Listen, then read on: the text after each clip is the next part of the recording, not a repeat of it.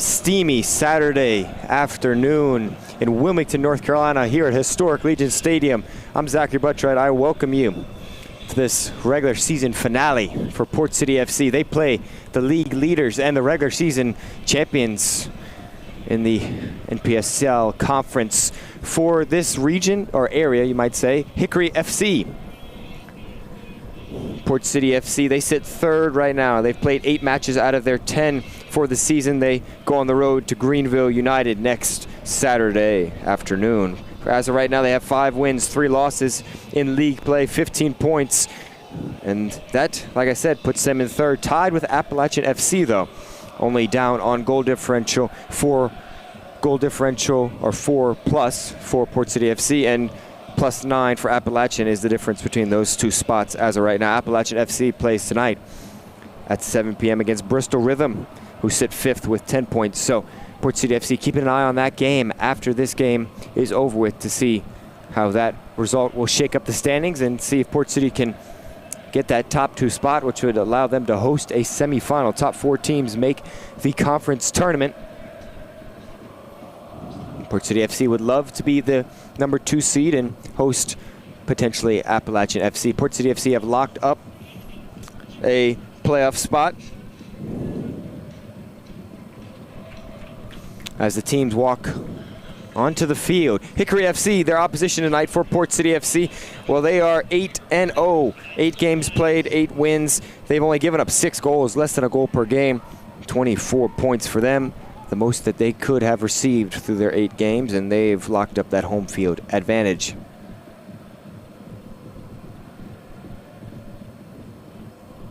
But what a great night of soccer. Supposed to be a double header tonight for Port City FC men's and women's teams. The women's team got a forfeit win over Soda City.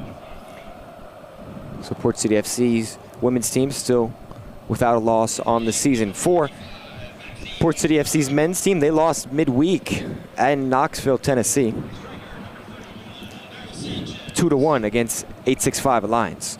Now for the starting lineups for both of the teams. We'll start with Hickory FC first. In goal, number 68, Daniel McCloskey. Number 31, Alvaro Sanchez. He's the striker. Number 15, Antonio Pineda. He's a center midfielder. Number 6, Juan Pablo Correa, another midfielder wearing number 6. Wearing number 17, Ronan O'Malley. He's in the center of the park as well. Playing right wing, number 18, Luciano Galizzi. Playing left wing, number 44, Maxine Webster. Playing left back, number 42, Martin Wanche. Playing center back, number 23, Charlie Naylor. Playing center back, number 5, Guille Munoz. And playing right back, Leo Souza. A couple changes for Hickory FC from their previous results. Now, for Port City FC, starting in goal, number 0, Elias Mumford. Starting up top, number 17, Aiden Payne. Number 7, Alex Walker's in the middle of the park. Starting alongside Payne is number 14, Asis Hamed. He scored late in that game against 865 Alliance to pull it back to a 1-goal deficit. Number 12, Daniel Garvila starts at left back. Number 8, Jack Steele. We've seen him score 3 goals in the last 4 games. Number 2, Jackson Minisi, the captain for Port City FC, once again anchors the middle of the field. Number 9, Keegan Pete with his first start of the season. Number 21, Keenan Lieber back in the center defense that he has started the past 3 games. And right back, number 5, Martin Rivera. And last but not least, the other center back partnered with Lieber, number 20, William Fatzinger. So those are your starting lineups. We'll take a step aside for the national anthem and return for the opening kickoff.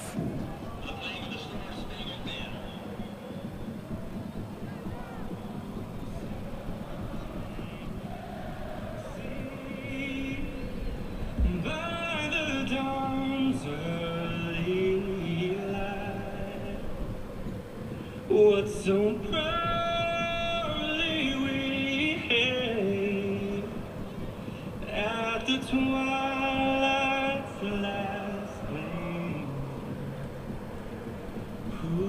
drops and bright stars through the perilous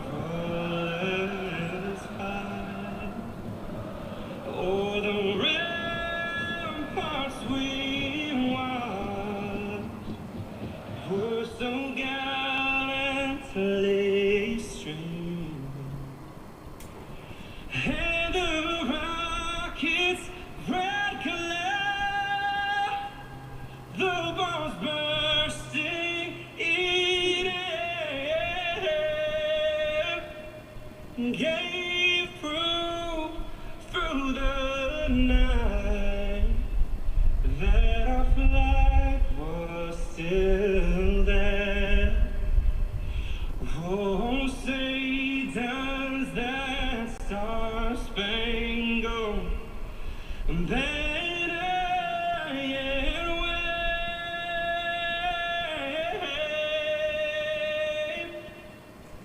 o'er the land of the free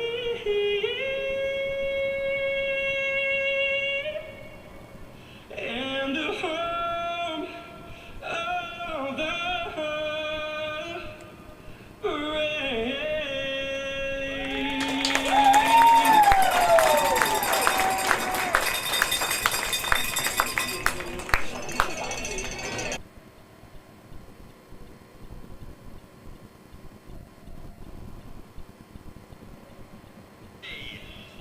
So as the teams exchange fist bumps, we get amped and ready to go for a fantastic Saturday afternoon match. Great crowd here at historic Legion Stadium. Hickory FC fans traveled well. They have their banners up. Home crowds of 3,000 to 4,000. They're on the road, but in numbers. Port City FC in their light blue tops, while Hickory FC go with the red tops and the white pants and socks. The captains meeting in the center of the park. A lot of D1 and D2 experience for Hickory FC. They just had their starting goalkeeper go over to Germany and play in the 4th tier of the German system. Congratulations to him. The city, I think, or the team name was Assel. I'm not sure if I pronounced that right, but that's what I was informed at least. So good luck to him. And new keeper from LMU in tonight. I see we have some repeat viewers. Hickory FC fan excited for the match, anticipating the opening kickoff. We see you there. Tank Lemus. You didn't miss much yet, but the action's just about to get underway, and that's when you really want to tune in. It's going to be a great game. Thank you for all listening in. If you're listening right now, stay tuned for the whole game.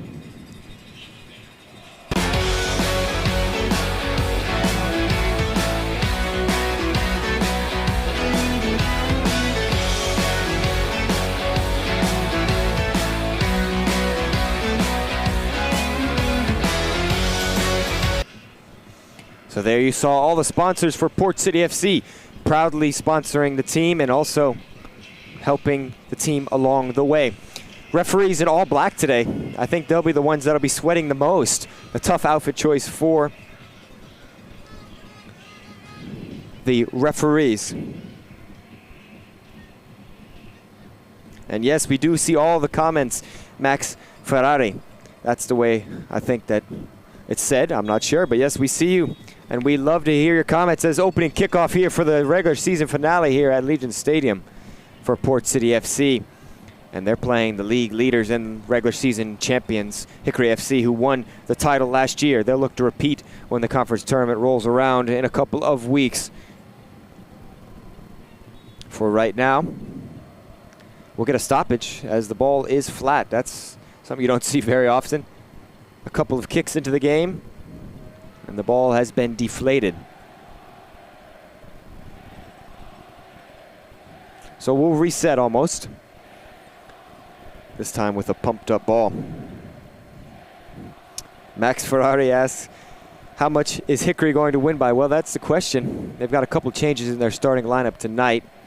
but a very good team. And Port City FC, I think, will be trying to get through this game with a defensive shape that is going to be, or they're going to try to make it tough to get by Hickory FC with a lot of goal-scoring power, especially with Sanchez up front. So we'll see. It was going to be a good game for sure. Aiden Payne now off on the break already for Port City FC.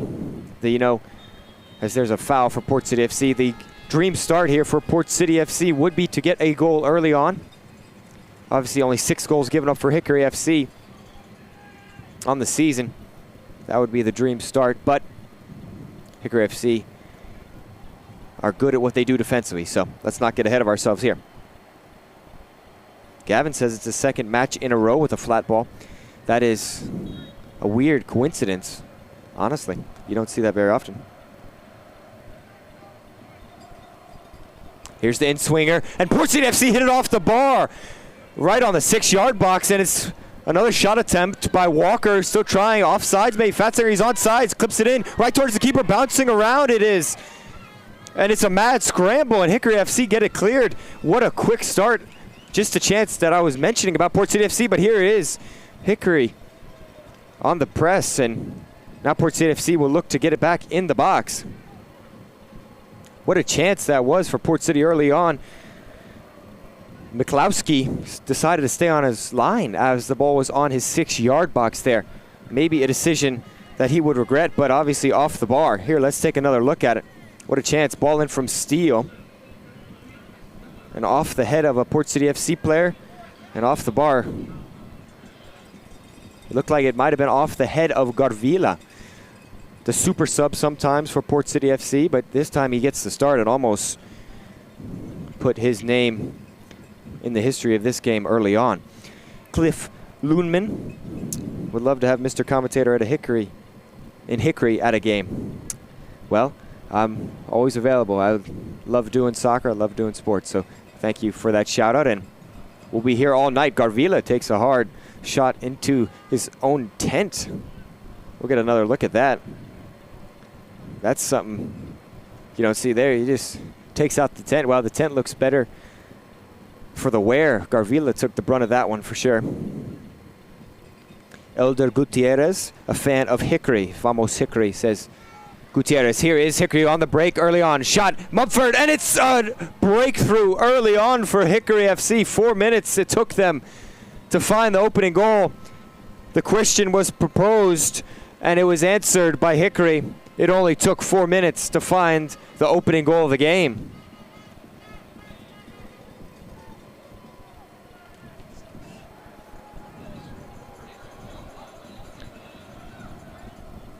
Just drives in past the defenders of Port City FC and finds the bottom right corner. And it is number 15, Antonio Pineda, the goal scorer. I'll get a confirmation on that, but that's what I've heard so far. So Hickory FC get on the board early and lead 1-0. There's your goal scorer on the screen now. Ball's back in play. For Port City FC, it is Pineda.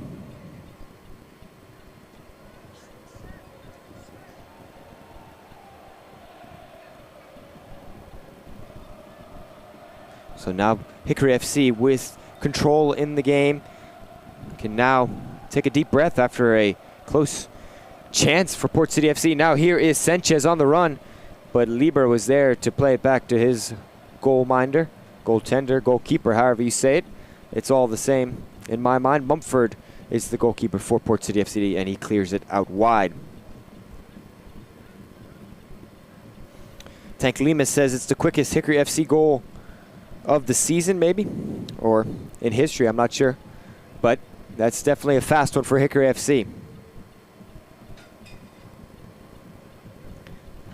And Gavin says Tony is insane. He's mentioning or referring to Antonio Pineda. And it looks like we have another flat ball.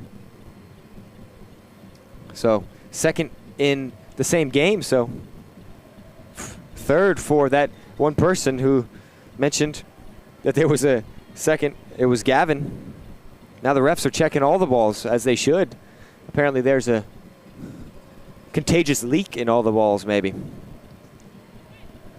And it might be the heat as well. It is close to 90 degrees. It's a very dry heat, though. Not much humidity today. And that definitely can take some wear on the balls. So as the refs try to sort this out, we'll get an extended break compared to the first time because they want to make sure all the balls are pumped up.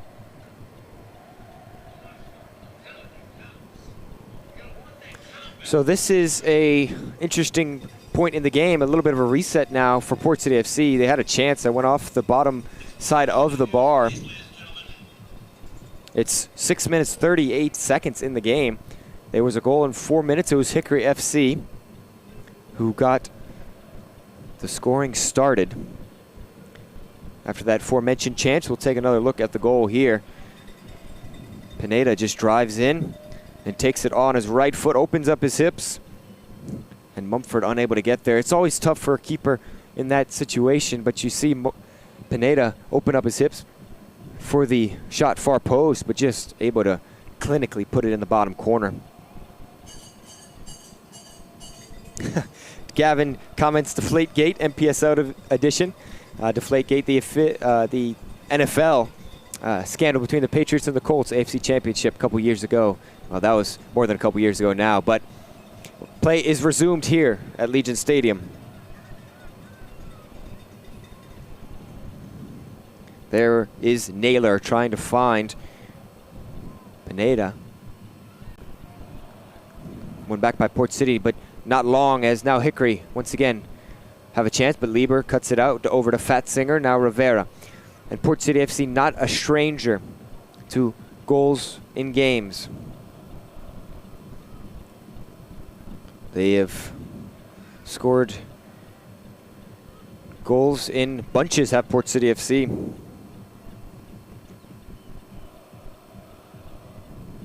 Their first 4 games ended with 5 goals in total, did Port City.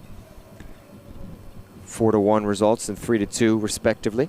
Port City FC have also not been shut out all season, so an eye to keep an eye on that as this game goes on if you're a Port City fan. As for Hickory, that would be a big accomplishment to shut out Port City FC for the first time on the season. And the last 4 games for Port City FC have resulted in 3 goals each. So the first 5 goals, and the second 4, which is a total of 8. Obviously, that's what Port City FC have played. 3 goals. So we'll either see 3 or 5. That seems to be the pattern for Port City FC today. Hickory FC already off to a quick start. Expect goals here at Legion Stadium.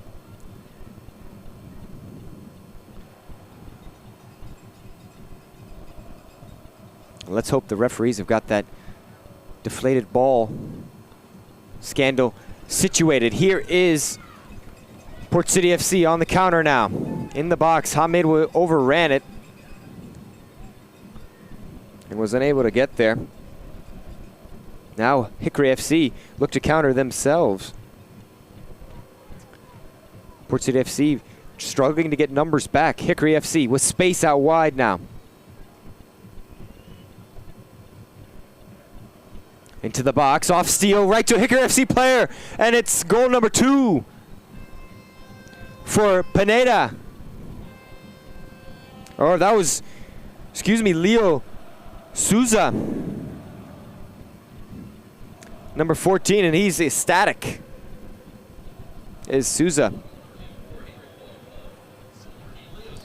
And that chance came from just inability to clear for Port City FC, and Hickory FC already up 2-0.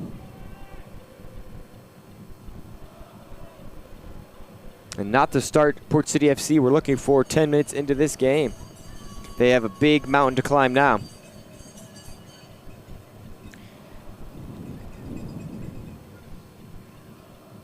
Resin Wu and Gavin excited about the goals. Tank Lemus as well.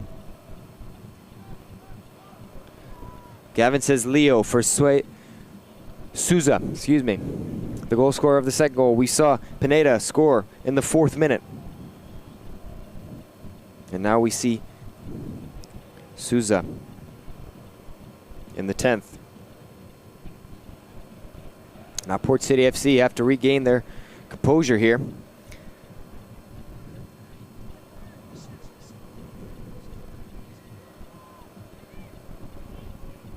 And Resinwu, if that's the right way to pronounce it, it says odd. Last home game they had a ball go low on air. Obviously, that's what we've been talking about. The third flat ball for Hickory FC. Maybe a common occurrence for Hickory FC. Weird how that happens. But it looks like it's sorted now. Lenore Ryan, obviously different in the mountains of North Carolina. Obviously here, coastal town of Wilmington.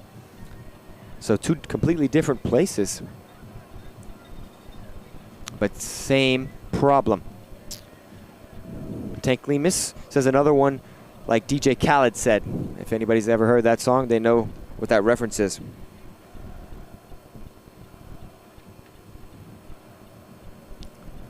So Hickory FC wasting no time.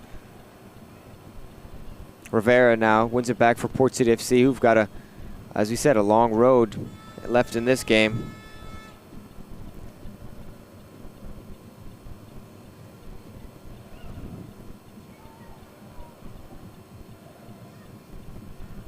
Manisi playing right back today, the captain for Port City FC. He's wearing number 2. Normally wears number 6, does Manisi. If you've watched any other Port City FC games, he's wearing 2 today. And now here is a giveaway for Port City FC. Hickory offsides though.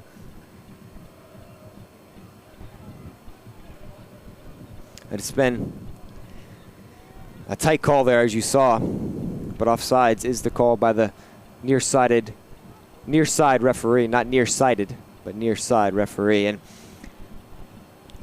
it's a tough place to be for Port City FC.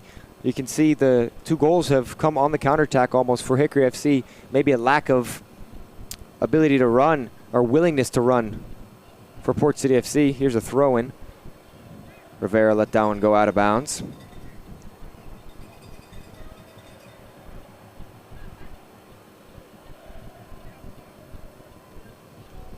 Hamid unable to keep that in. Throw in now for Hickory.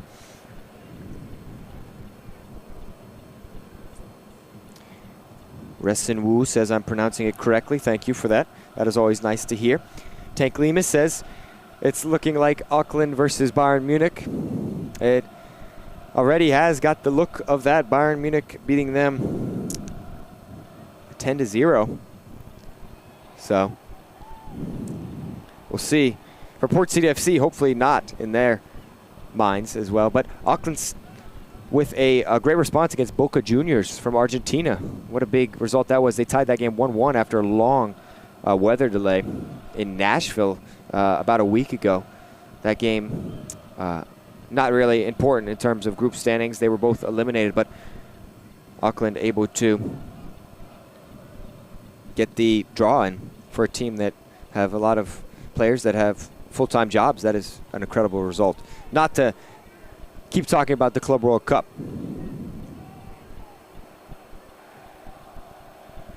And Random Aussie says that, and Hamid's in here, and he'll try to chip it over McCloskey. But McCloskey's big frame got in the way there.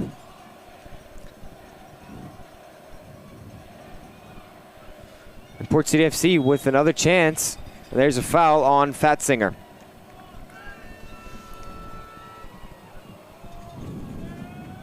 So Random Aussie, as I was saying that they got a point. And that's what I was saying as I think that comment was coming in. So thinking on the same wavelength, me and Random Aussie, the commenter. Elder Gutierrez says Hickory's too good.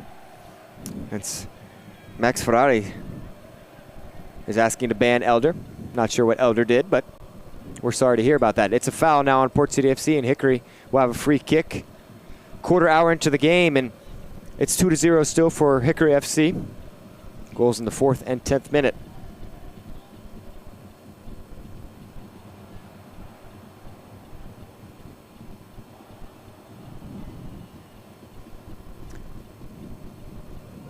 So getting set up is Hickory FC.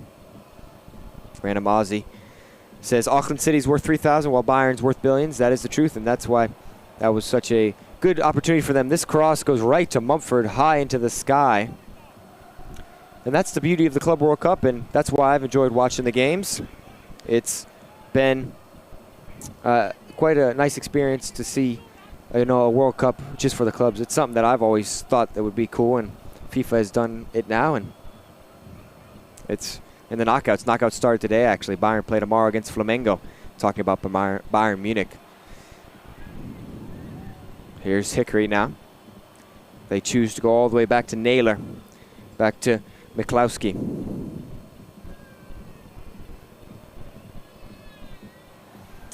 And Hickory FC's fan says, why ban Elder? I'm not sure what Elder Gutierrez did. If someone would let us know, that'd be important. Here's a through ball by Correa. And just had the right amount of spin from Correa to cause problems for Menisi, as he had to really work hard to get it back to Mumford there.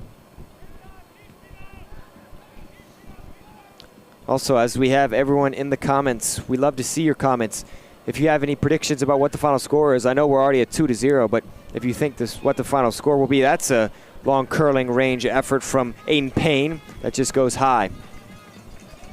Let us know what you think the final score is. Let us know what your favorite team in the Club World Cup is, as we're talking about that. Here's that effort from Payne as well.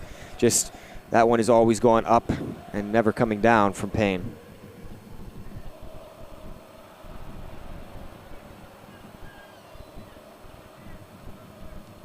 Josh Bassnight says Chelsea and Benfica are going on in Charlotte. It is. It's 1-0 to Chelsea late in that game. Mumford has to come off his line and clear it.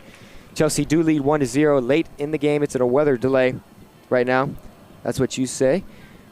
Josh Bassnight. And you're right. I'm keeping up with it on the side as we are here in Wilmington, North Carolina. Here's that foul.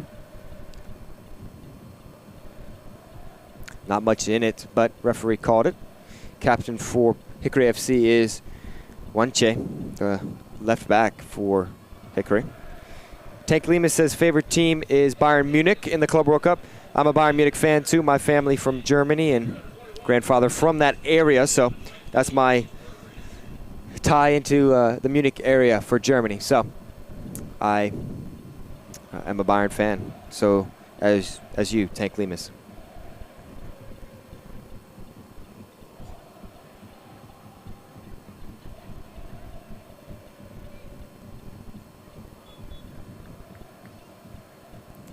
And Resenwu says they poke fun. That's the Elder Gutierrez comment. So now we have a clarification there, and the fun can keep continuing as play is restarted here, closing in on 19 completed minutes.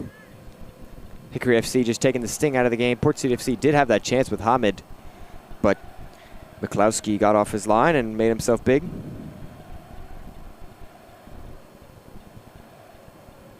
Random Aussie says that he's just watching it for football and the beauty of the game, which is why that I watch some of the competitions, and the Gold Cup also quarterfinals tonight. So it's a great summer of soccer, as it's a foul by Hamid. Fans here not happy with that, but correct call, it looks like, from the referee there.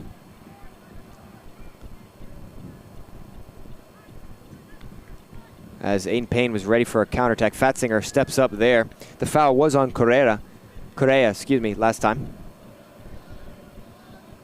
Here's Payne driving in. He's got help in the box now, but he's going to have a hard time getting across with a defender right in his face. Now there's Payne. He has space this time, gets across in, but it does not have a chance as it goes directly out of play. Naylor was on him tight there.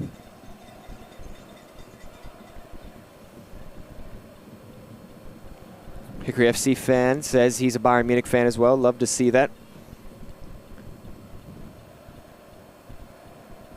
Kenny's Toon TV says he's rooting for Real Madrid because Arsenal's not there. Yeah, a two-team cap for each country. One of the interesting rules for the Club World Cup. Obviously, you don't want a whole league there, so I understand. Here's Hamid on the turn, but Wanche shielded for Miklowski there.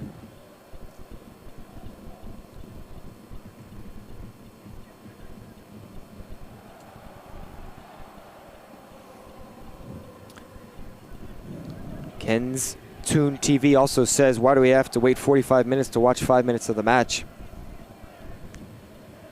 That's an interesting question, referring to the match in Charlotte, Chelsea and Benfica, 1-0 to Chelsea. And a mention about a closed roof here. Here's Hickory FC in on goal, blocked away just barely by Lieber. Mumford left with cement shoes there. But a critical block by Lieber. And a great ball, and that's just the pure class of Hickory FC right there. Lieber with a challenge that had to be made.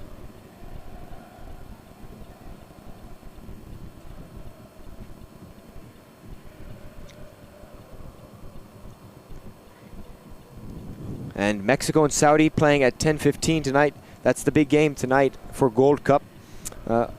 Earlier semifinals, here's the cross from Hickory, foul by Hickory FC there, so it'll be a almost pseudo goal kick for Elias Mumford. So it will be in the first quarterfinal. It's Panama versus Honduras. That's 7:15 in the Gold Cup. A lot of soccer tonight.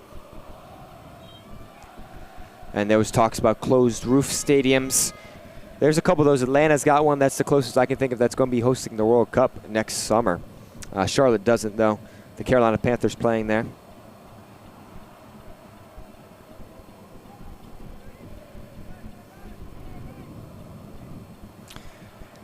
Lee Lohman says, what's the turnout as that pass goes out of bounds, and cheap giveaway there for Port City FC. So answering Lee Lohman's question, it's a great crowd, the biggest crowd we've seen so far at a Port City FC home match this season. I'd say about 150 is a fair assessment, but 5,000 and any time you're in the thousands is incredible for an NPSL match. And then Max Ferrari says, would you rather have feet for hands or hands for feet? Well, I'll get back to that when we get a break in the action. I got to think about that as well. Garvila lost possession there, trying to counter as Wanche now connects over to Correa. Correa back to O'Malley. Excuse me, not O'Malley. O'Mahony. A giveaway now, though. O'Mahony chasing down Minisi. Minisi in a scramble. No foul, no whistle, as it's O'Mahony still with the ball. One back, though, by Steele.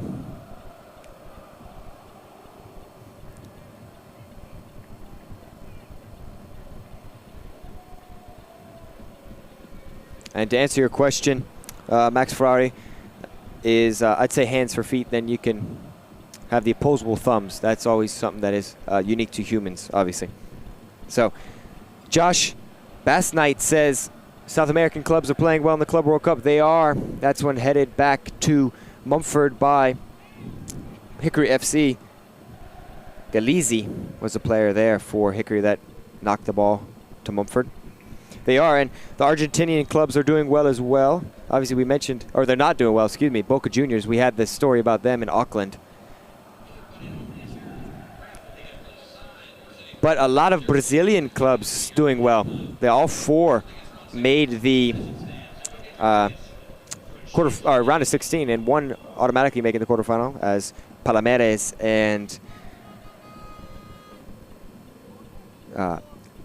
Bottega. I think I mispronounced that, but they had that match earlier today. Palmeiras coming out on top 1-0. And obviously I mentioned there was a two-team max, but obviously if a team from the same country wins the Champions League in that region, then they get more teams into the tournament than the two. So Random Ozzy says he supports Leeds United, so he's just watching the Club World Cup for fun, which is always good. Jay Steele says hands for feet, so I can hide them.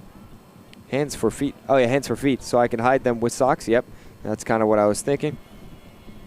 And Hickory FC fan says, doesn't Hickory FC play next week versus Bristol? Well, I can check on the schedule for you and get back to you, Hickory FC fan.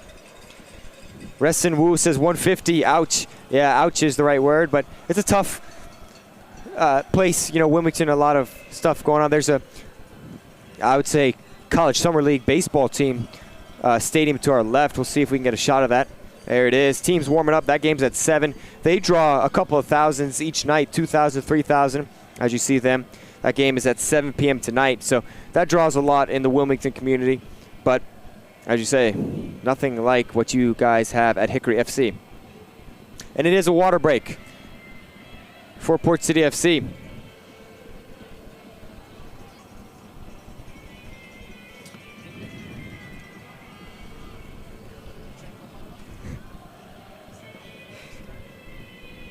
And for Hickory FC, they play on the road, yes, at Bristol Rhythm next Saturday at 7 p.m. For Port City FC, they play on the road at Greenville United. That's 7 p.m. on a Saturday as well. That's the last game of the regular season. All 5 kickoffs at 7 p.m. The big scandal in the World Cup in the 70s, the reasoning for that, as teams manipulated the results so a team could get in over another team. And FIFA was the first one to really put the match days at the same time for the finales of either the group stage or like a regular season like this. Port City FC get us started after the water break. A good 2-minute, I'd say, between 2 and 3 minute hydration break. We're in the 28th minute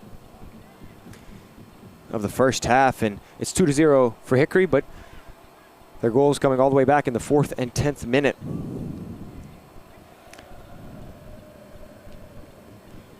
Jack Etherington, I might have messed that up, but said, Hull City fan, we hate Leeds. So a little rivalry in the comments now.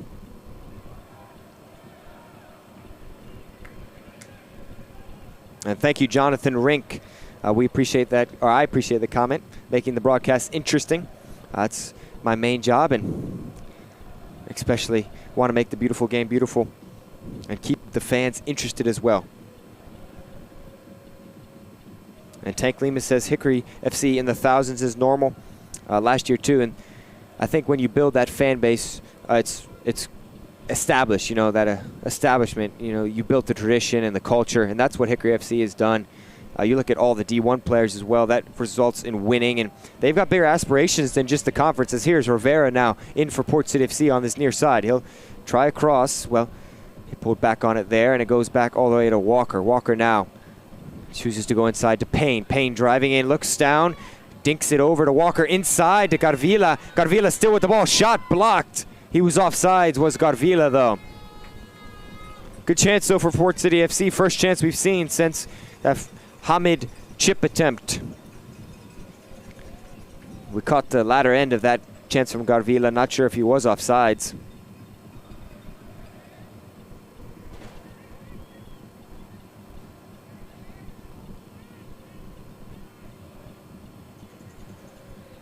So Hickory FC, they've done well early on in this game and throughout the season as well. Looking back at some of their play styles, they like to slow the possession down, and they can flip a switch so quickly though whenever they want to go into attack, and that's how they've scored both their goals. Kenneth Toon TV says he's watching from Nigeria. Well, we appreciate your views, and we've seen you comment a couple times, and we appreciate the comments. Elder Gutierrez looks like he's having a pint right now, so enjoy that if you are. It's a foul and a free kick for Port City FC.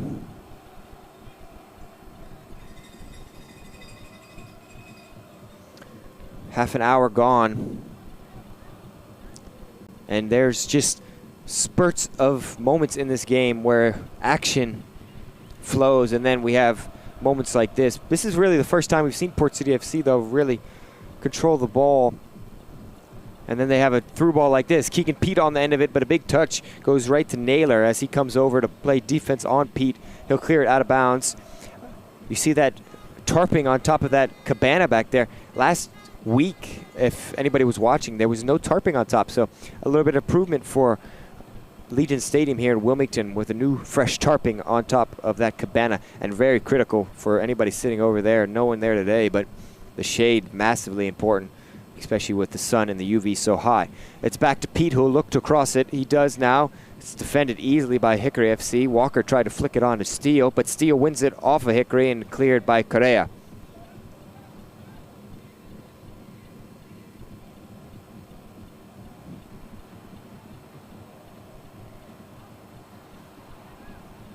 Fatzinger now. And Random Aussie says, there's a fun fact, there's a Port City FC 1 hour up the road from me. I'm not sure where Random Aussie is positioned, or where he or she calls home. But that's pretty cool. And here's a through ball. Minisi trying to get on it, but Payne overran it, and Hamid was late on the scene. So easily dealt with by Hickory FC. Resin Wu says there's a windshield gone. Yeah, a lot of cars parked behind that cabana. Any ball that's cleared out like that, danger. They're living on the edge parking over there, that's for sure. Drippy Pancake says we want Jorge Jimenez on the bench today for Hickory FC.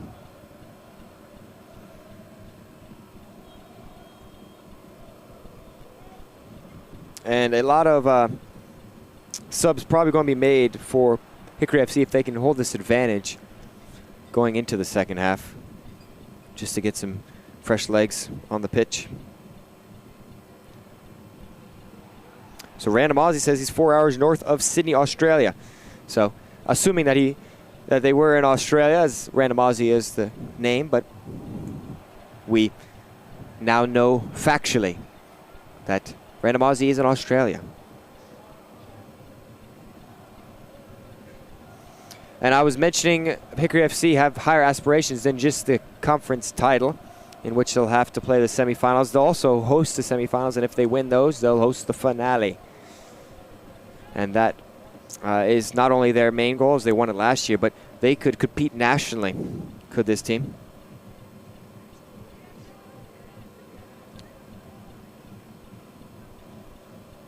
So here's Walker now on the near side. Steele was making a run. He was squinting as well, looking directly into the sun behind us here where the camera is positioned. And Tank Lemus says, do you believe Hickory FC can ascend to the league above this one? Obviously this being the NPSL, which is semi or equal almost to the UPSL. I'm not sure which league they would go into higher than the NPSL, but I think they could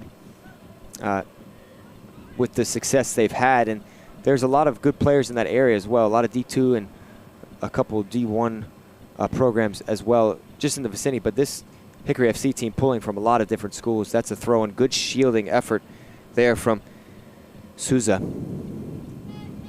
And there's players internationally. Look at Galizzi from Argentina. He plays at Memphis, the D1 school. You look at Souza, who we just saw play some defense and shield that ball out of bounds. He's from Brazil. He plays at Coker. And the list goes on and on. Juan Pablo Correa. He's from Miami, USA, but he plays at FIU. So a lot of international talent. So I think Hickory FC could have success. There's a foul on Rivera. Nice sportsmanship from Hickory FC there. Yellow card is given, though, to Galiza. Here's the replay of that foul. Galiza just gives him a little shove in the back. You can see the left arm extend and probably justifies the yellow card. And nice to see the sportsmanship no matter what, though.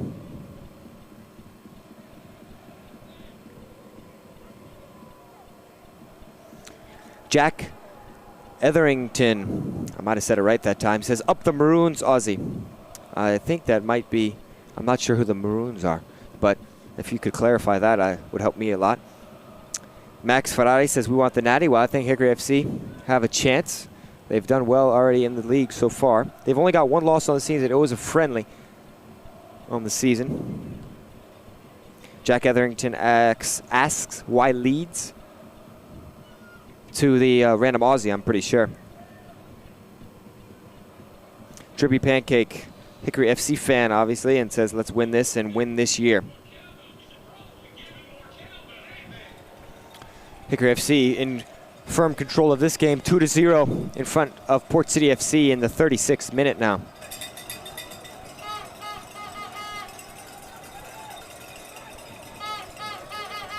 As now pace slows once more. O'Mahony just passing around to Munoz, now over to Naylor.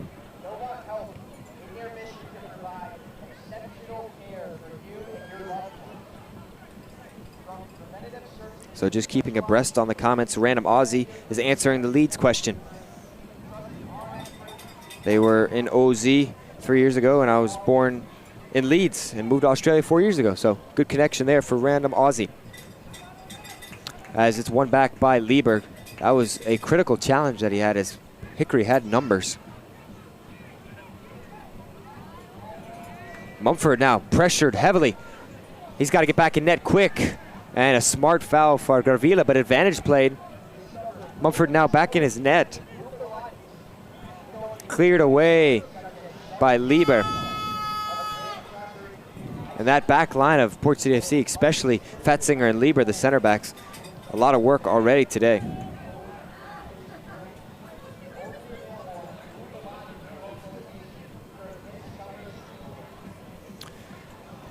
Andrew Bonilia said, who scored the 2 goals? Well, I got that for you. In the 4th minute, it was Antonio Pineda. And in the 10th, it was Leo Souza. Early action here in Legion Stadium. Jonathan Rink asked to pan over behind the Port City goal for halftime. Those kids look to be having a pretty intense game going on. They are. There's a shot by Payne. He just created something from nothing there, did Payne. But once again, his shot is always rising, trying to get that one down, and he got closer than the previous. But still, just a bit over, not as much leaning back from Payne. And those kids behind the Port City FC goal, yeah, there are a lot of them over there, and they're having a great time. We'll see if we can show you that at halftime. There it is quickly, what we're mentioning. They're at a break right now. I think the ball went out of bounds, but we'll see for a halftime entertainment if we can go over there. And if the kids, they might come out on the main pitch, but we'll see. Nonetheless, for right now, here's in a sprinting attack from Sanchez. Headed by Lieber, though. The cross from Sanchez left something to be desired, I'm sure, for him.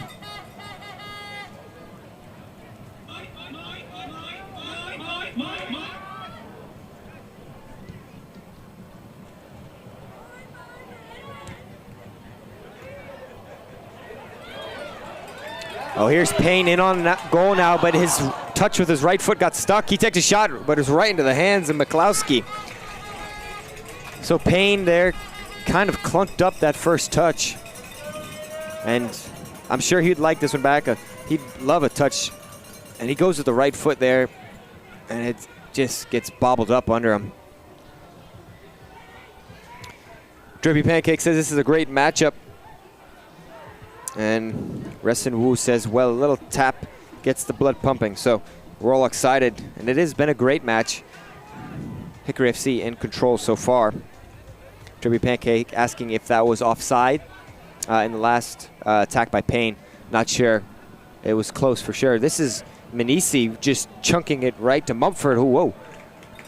A split second of fear there was Mumford. Here's Manisi, the ball's in the air. Mumford maybe missed it, not sure, but he catches it with the W posture there instead of the basket. And the PA announcer, Jeff, he loves the sound effects, and we love it here at Legion Stadium.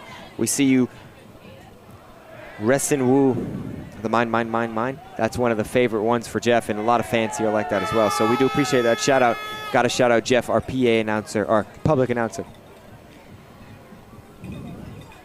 here at Port City FC. Now, Hickory FC just possessing around in the back.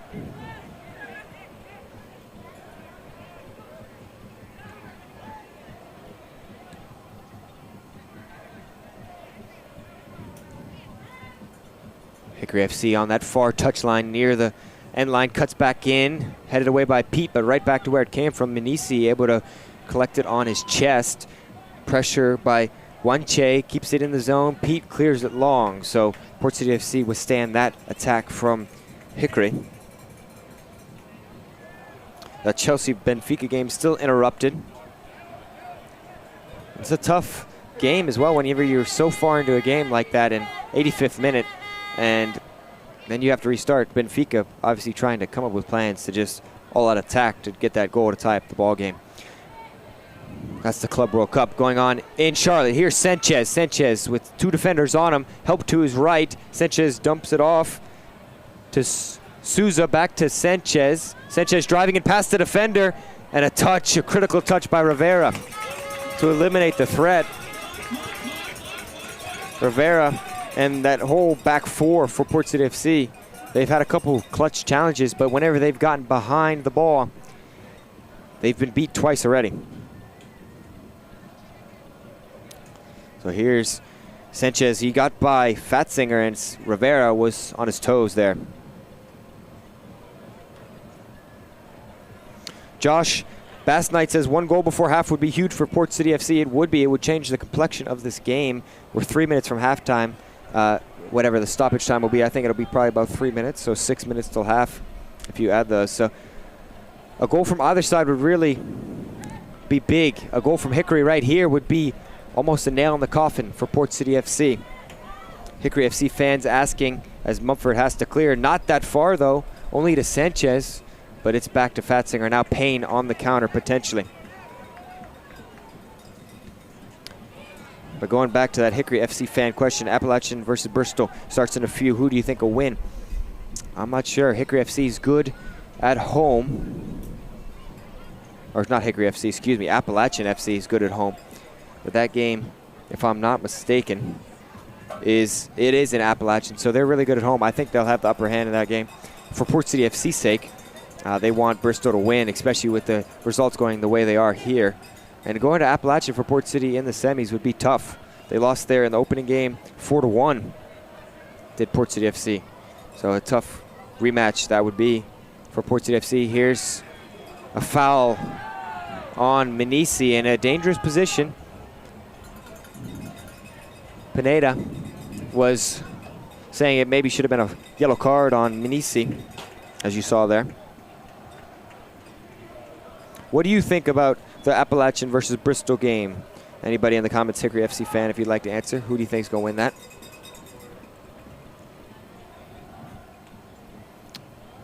And a quick attempt there, as you just saw on the replay. And it looked like it was from Wanche. That quick attempt. It did go on the net, but the referee had already said 10 yards.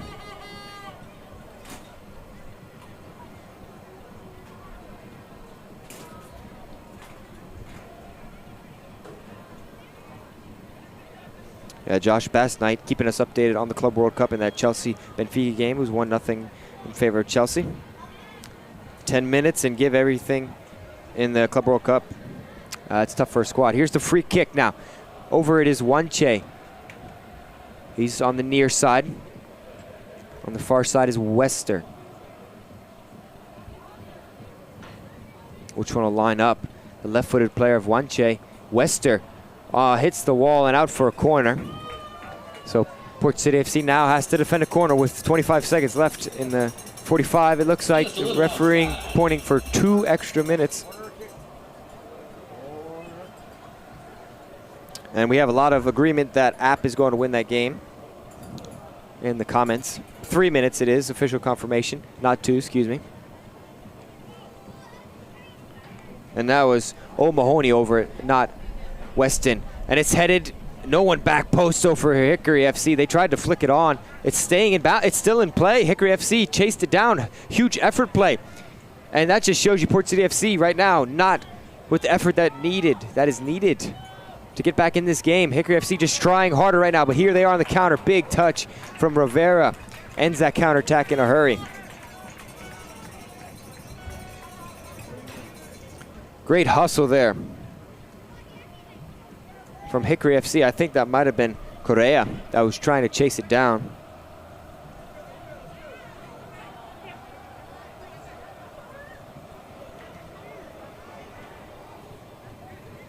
Josh Bassnight is going to watch double screen for us, the Appalachian and this game. So I think that's at least what he's saying. Or the Club World Cup, excuse me. That's what you have been commenting on. So keep us updated on that if that is what you're talking about. And we'll look forward to your comments. Here's a long-range effort from Correa. Or excuse me, that is Pinea. That one trailed or sailed high and never had a chance. That was Sanchez, excuse me. I was looking at the wrong name on my notebook there. Nonetheless, we're back in play. Manisi heads it back to where it came from. Payne gets fouled, yes he does, by Naylor.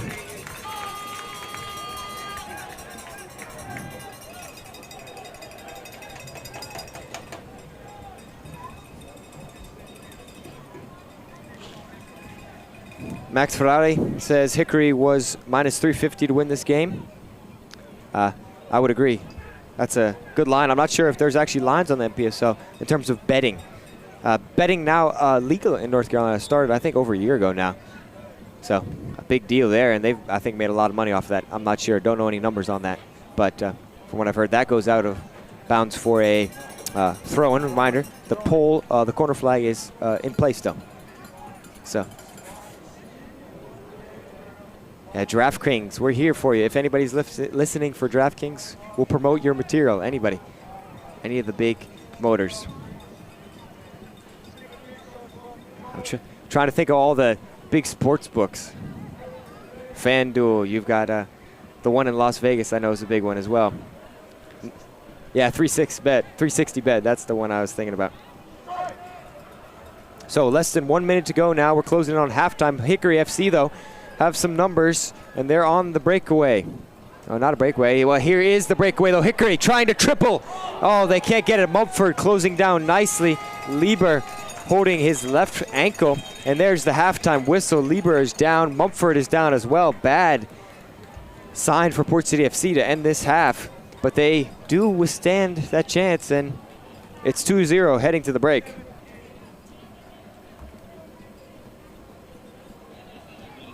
So it looks like Mumford just got clipped as the Hickory player jumped over, and then it was a weird landing for Lieber. So we'll check on them, and we'll let you know how they are starting this second half.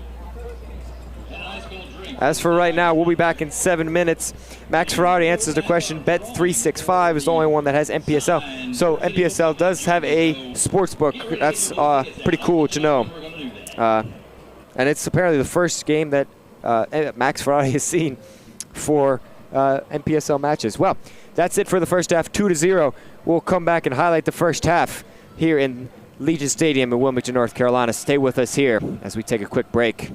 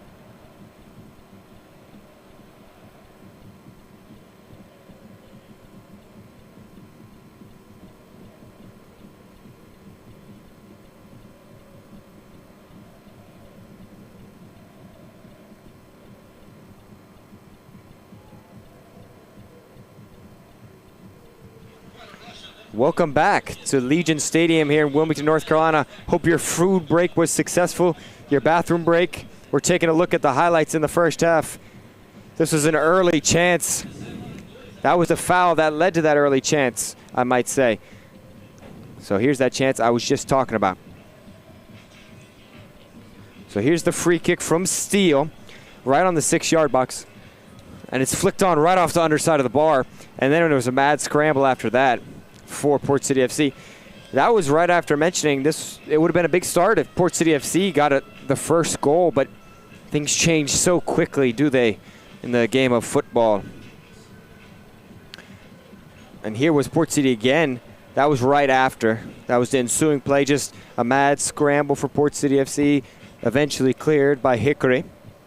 So that was the mad press on that one attempt. Here, not but a couple minutes later, is the goal scorer of the first goal.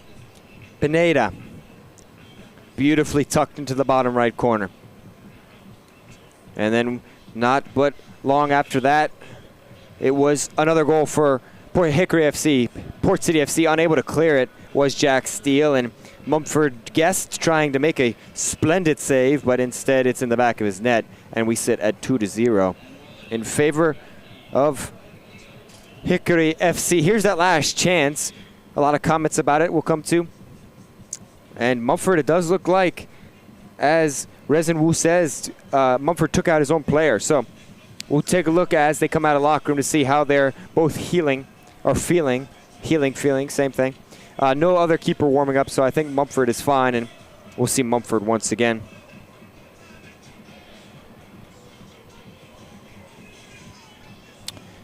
Hickory FC fan says he has a scoreboard up on his phone, so I'm commentating right now in Spanish and French. How about that? Yeah, Gavin says, whoa, hold up. That is French.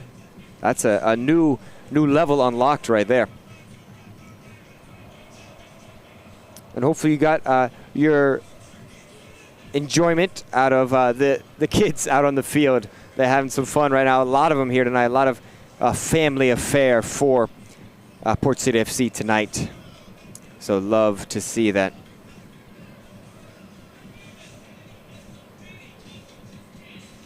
So what to expect for the second half?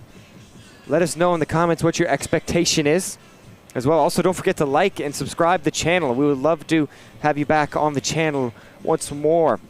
That would be amazing, and we do appreciate your views. I have to say that as well.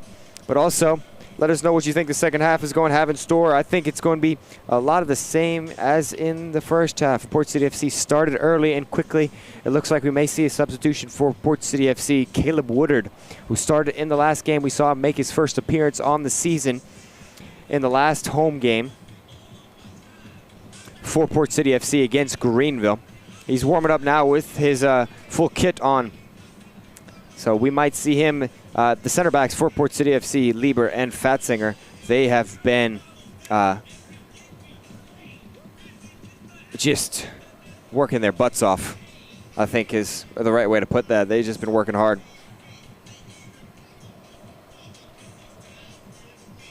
So Wayne 10 in the chat.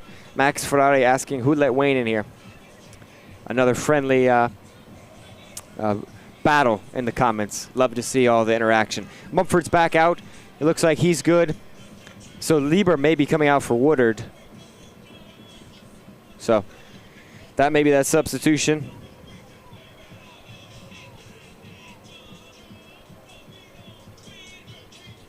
The Gold Cup quarterfinal underway. Panama, Honduras.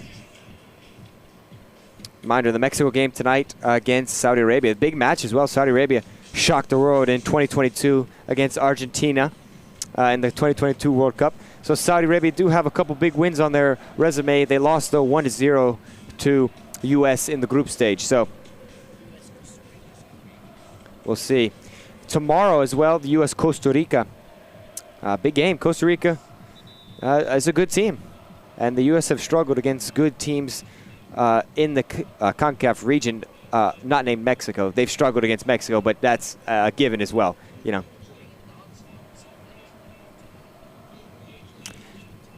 And as we're on the topic of of Gold Cup and Club World Cup. Some players decided to stay at the Gold Cup. Some people decided to stay at the Club World Cup. What are your thoughts about that and the players' choices? Obviously, you see some players opting out as well. Pulisic, who AC Milan was not in the Club World Cup but decided not to participate. And then you see McKennie, who was playing for Juventus and opted out of the U.S.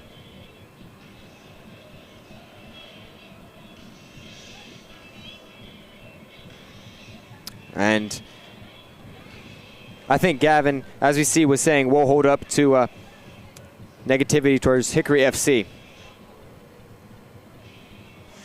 So Hickory FC fan, we see the lineups. I'll get you those as soon as we can.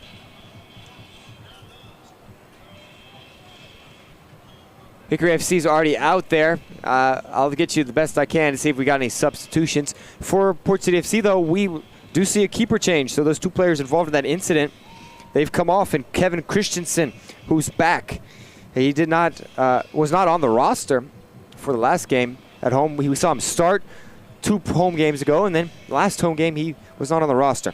So Christensen comes in now for Port City FC.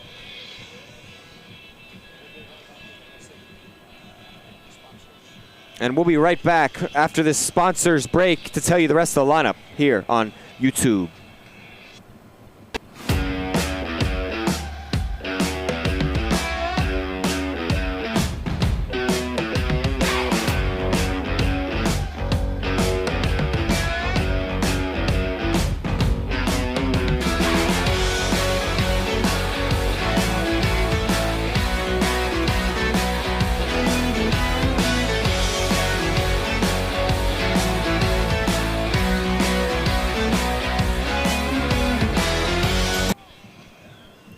So thank you to those sponsors sponsoring Port City FC.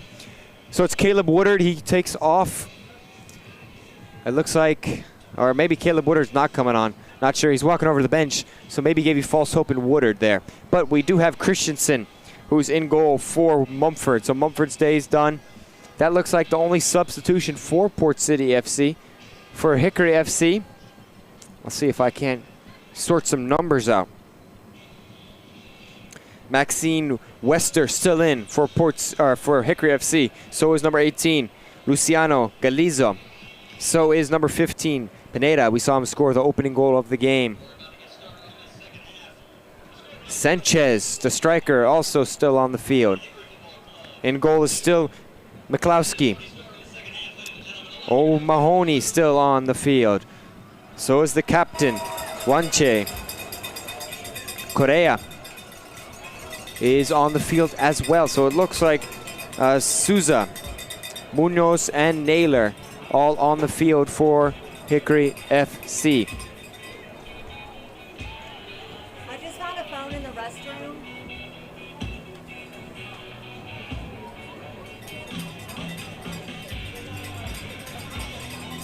Other than that, that's it. I think we haven't seen a single substitution for Hickory.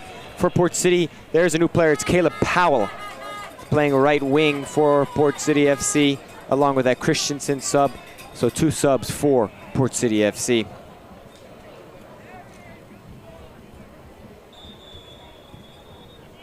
And we're back underway, so everyone buckle in for this second half as we're underway, and it's going to be a ride. Drippy Pancake says Port City FC got beat 6-1 last time against Hickory FC. Well, they'll look to try and make that a better result and also keep their 8-game goal-scoring streak alive. They've scored in every game this season so far. Now here's Christensen's first action with his left foot clearing it off the line, having to come out and make his presence known early.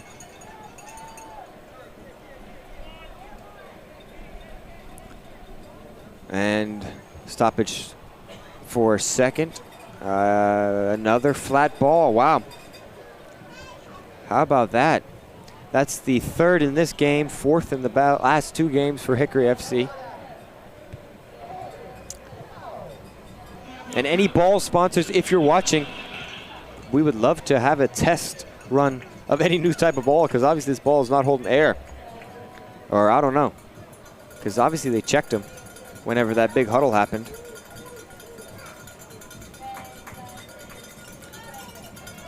Interesting. Hickory FC players might also like the ball a different firmness as well compared to other teams. So that could be the case for this situation. Pete goes up in the air with Galizzi, and it is off of Pete last.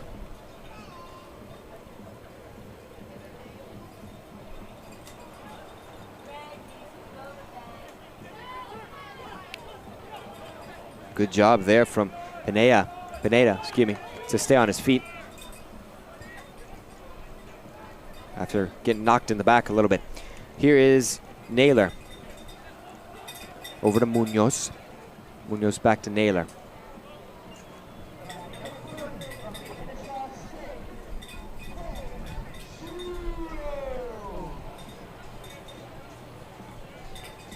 And the game to our left, the baseball game I was mentioning, is underway now.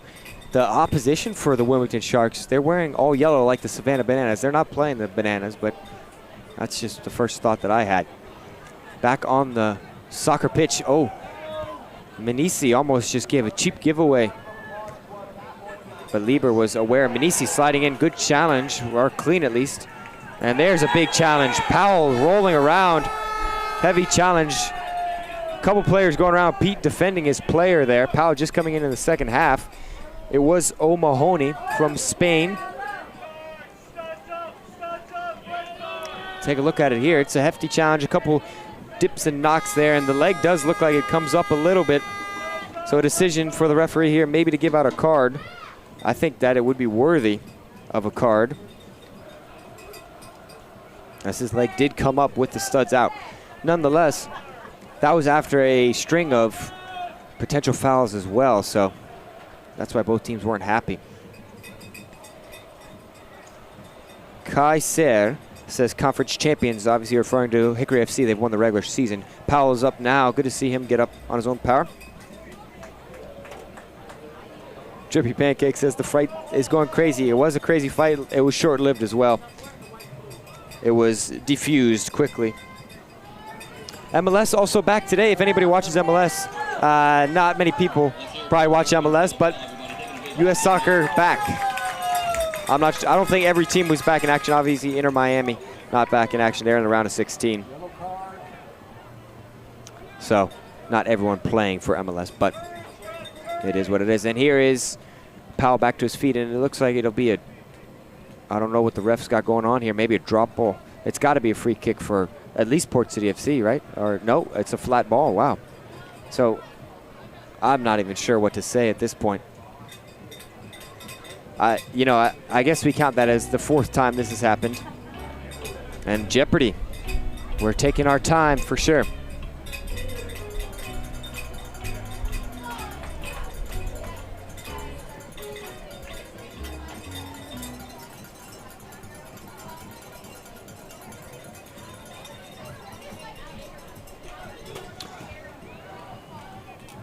And it will be a free kick for Port City FC. Lieber gets us restarted. We're back underway. Not a very flowy second half so far. It's been very chopped up so far. Hamid puts his body there into Munoz, but Munoz was able to win it back in Correa.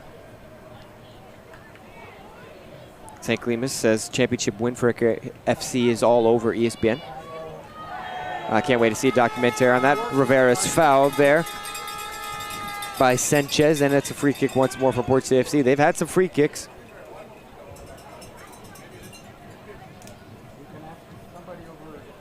There's that free kick taken somewhat quickly by Port City FC. They're working too, so on that side. Yeah, you can go in. And a water break definitely in the cards for the second half. Drippy Pancake mentioning that, but definitely a thing that we'll see here probably about halfway through, near the 65th minute of play. Most likely Lieber fouled there. That was a strange challenge, but Lieber's all good, and it'll be, I think that's a typical free kick that you'll see. Given now Minisi dumps it into Correa. Maybe Minisi was trying to get Correa on a yellow, but no card is given there. The ref has not really reached to his pocket today. I don't think that it's his friend. I don't think that he is a big fan of the pocket. He likes to keep it nice and tight to his heart. So he's only thrown 1 yellow so far today.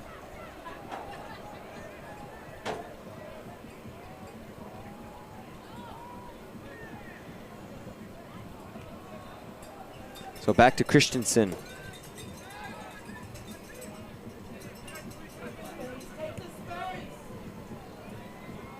It's dumped long. Correa wins the header. O'Mahony back to Naylor. Over to Wanche. And once again, possession from Hickory. Munoz to Naylor.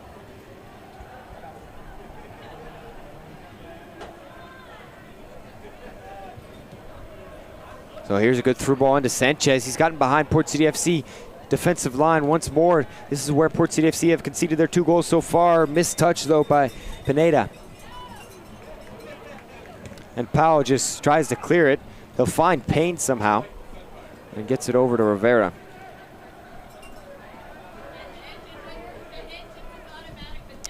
And a good comment from Drippy Pancake saying the ref doesn't want to run. Yeah, he's kind of staying in that center circle.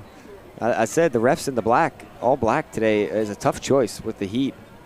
And he doesn't want to call offsides or cards. We haven't seen many of those today, so as you say. And Gavin talking about MSL. Not sure on my lingo about that, so if you could inform us, but all encompassing there. And Drippy Pancake says penalty, or am I blind? I'm not sure what the reference is there, but so it's Steele and Port City FC over to Rivera on a run now. Rivera gets it over, driving in with steam right into the hands of McCluskey. Good run there from Port City FC, and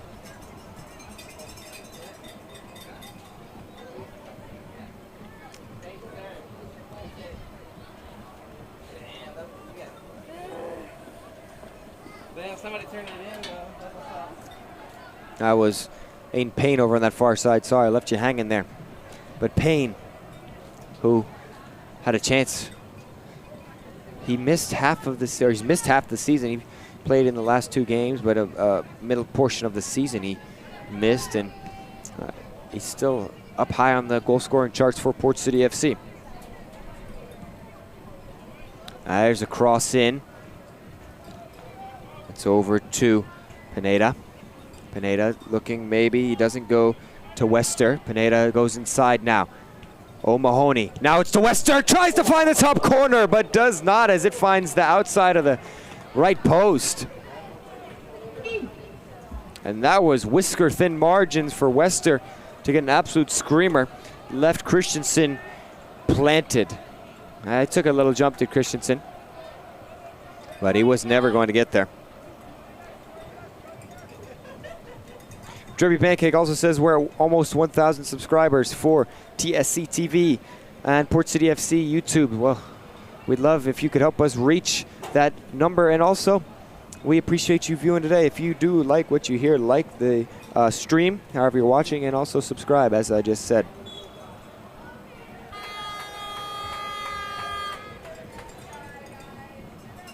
And Miklowski, the keeper for Hickory FC, is replacing Jasper. As I mentioned, first game for Miklowski from LMU is Miklowski. And Jasper over in Germany, the 4th tier of Germany at Esel. As I said in the beginning of the game, a big loss, but they've got a good replacement in Miklowski, as you say. And thank you, Drippy Pancake, for liking and subscribing, as well as everyone else that has done it. Sanchez loses it off of Rivera now. Rivera started a couple counterattacks for Port City FC here. Here's Payne. He flips it over to Walker. Walker's got power to his right. He decides to take it himself. Back to Payne. Now over to Pete, who's got room. Takes a shot. Greatly blocked by Correa. Maybe hit a hand there, but no call. Here's Steele right into the hands of Miklowski, never challenging the netminder of Hickory FC. There's that challenge. Great stretch from Correa. And that's the beauty of the Hickory defense we've seen today. They have given up opportunities, but they've always been outside the box, and Hickory has kept them outside the box. They just seem to have a stone wall defense in the perimeter of the 18, or inside, you might say, which has been the big difference of this game so far. Here is Wester having that chance just go off the woodwork. Now he drives towards the end line, chips it in over Christensen's head for a goal kick. Maybe looking for a Bangu there or a cross back to the penalty spot, but he decided to take it himself. Just missed it high. And it looks like Lieber is cramping. He's done a lot of running today, as I mentioned. 2 center backs of Lieber and Fatzinger. Luis would like to wish his girlfriend Jacqueline a very happy birthday. So on behalf of all of us here at the Fort City Football Club, Jacqueline. So we may be seeing Caleb Woodard soon, as I mentioned, the center back. We'll see, though. There's another player warming up on the sideline. Or that's Garvila, who's come off for Powell. He's still just stretching it out over on that far side by the bench. The benches, they have the tents bent down in the front because the sun's right in their eyes, so they can see with the shade.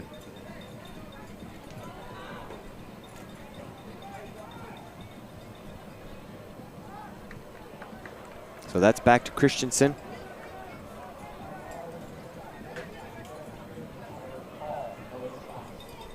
And Christensen plays it to Steele.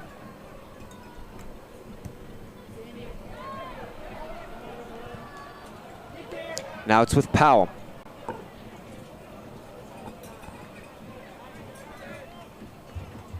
And it's out for a thrown for Hickory FC.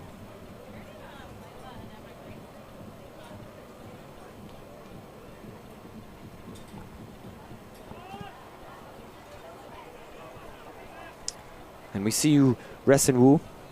Happy birthday to Jack in the stands. Yeah, just wished someone a happy birthday.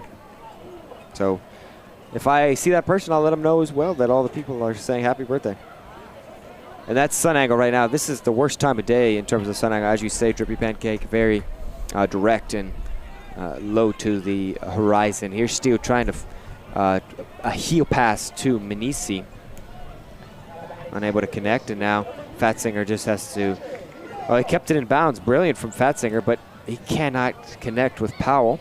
And Lieber is going to just connect with Christensen back to his keeper.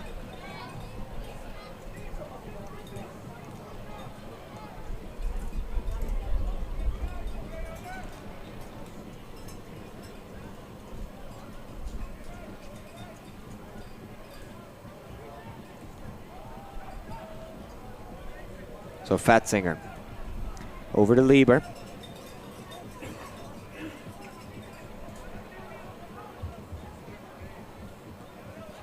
And Port City FC, well, they're down 2-0. Don't forget that, you know, and we're closing in on the hour mark. Port City FC, they're just possessing right now, but they're going to need to find an answer eventually to the puzzle that is being placed in front of them. Here's Payne. Great save by McCloskey. And he's showing his skill with the top right hand there. He made the save. I think he may have been able to go with his left hand there. But he that was a good save. No, I was mistaken. A great save there from McCloskey. And able to push that one wide. Payne almost answering and putting the pieces together. For Hickory, number 11, John Asador. So number 11 for Hickory FC comes in, coming off is number 18, Luciano Galizzi. It is John Osadolo. I may have just butchered that name. I'm pretty sure I did, but he's in on the match. Corner came in for Port City FC, nothing going there. Now it's back in with Payne. Steele runs onto it. It's taking a shot, deflected. Steele's always going to take that shot. He's very confident in his ability to strike the ball.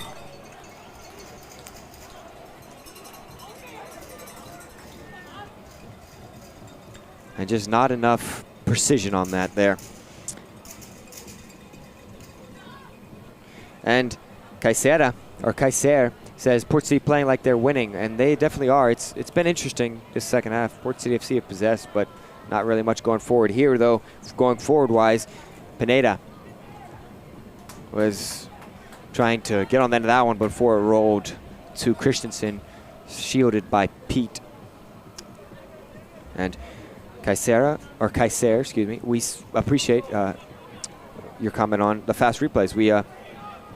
We pride ourselves on having the replays and able to see the action back, so you just don't have to rely on the first time of seeing. That one's headed straight up in the air by Naylor, back over to Wanche. Now it's Miss Correa. Correa looking at the substitute.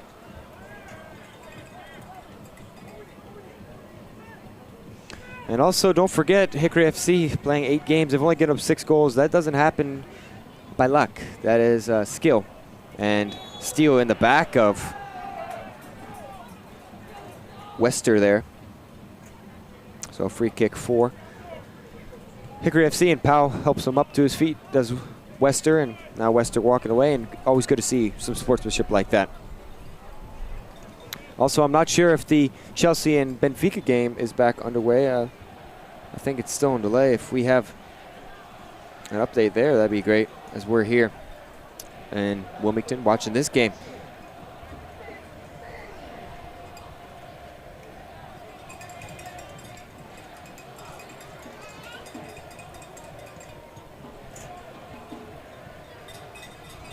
I did see a drum come in for Hickory FC and their fans. I haven't heard it yet. I just heard a little bit of a couple notes on it. We'll see if they get that going. That would really be a nice increase to the atmosphere for Hickory. See, they're already up 2-0 though. Port City FC now trying to find an answer though. There's Hamid. He took a big touch with his right foot though. And now here on the breakaway is Wester. Trying to get onto it. It's defended well, though, by Minisi. Lieber, nifty little footwork.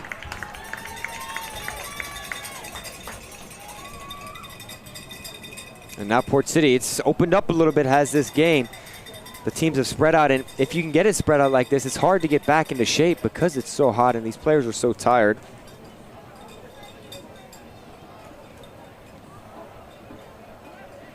There's Payne, long-range effort, and he finds the top left corner where the spider webs are. And what an opening goal for Port City FC. They've cracked the code of that defense. They didn't get it inside the box. They didn't need to.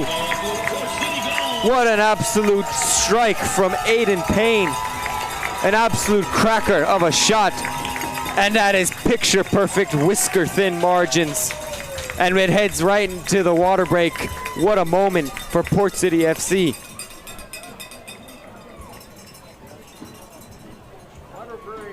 And I'm sorry to the fans at home because I don't think my commentary did that moment a justice. We'll get another look at it here. Aiden Payne from 30 yards out with a right foot. Top corner past the outstretched arm of Miklowski, who was going for it. That was a great diving effort from Miklowski, but there is nothing he could do about that one. And to answer your question, Drippy Pancake, yes, the drummers are with them. I saw one guy walk in, as I said. And we'll take a look at their supporters. They got their little tifos up. As you see, there's a portion of the fan base. They're kind of spread out all on that first level there. And Kaiser says FIFA did a terrible job promoting games, empty stadiums. Yes, that has been a big talking point for the Club World Cup, and there's been a lot of other reasons as well. I'm not going to go into all that, but we'll see. I think the World Cup will be a big event, and there's a picture of the stands, all 150. Not a bad crowd for Port City FC, the biggest crowd for a home game this season for the men's. And this just got a whole new life into it, and did someone say that they wanted some chili peppers because it just got a whole bunch more spiced up?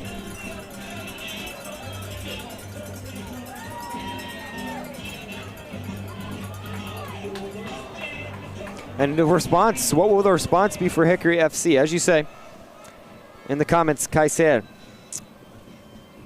Props for Port City. I think everyone in the comments and everyone watching knows that that was a great goal. I mean, that was One of the best goals, I think. That might be the goal of the season for Port City FC. But 3 goals for Hickory FC is Kaiser. We'll see what happens. What will the Hickory response be? That's only the 7th goal conceded on the season. Port City FC now have life in this game.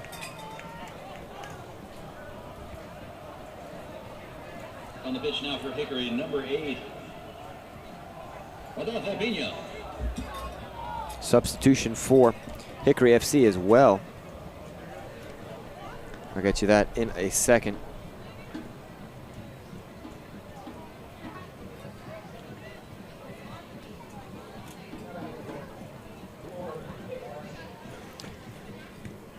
And out of nothing was that goal for Port City. No foul called there. Maybe thought it would be for Wester, but Steele retains possession.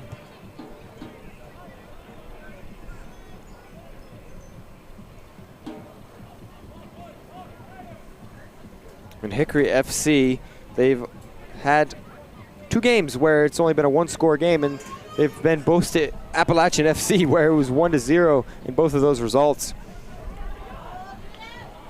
Oh, it's flipped on now. Great chance here for Hickory, and they found the response that they were looking for.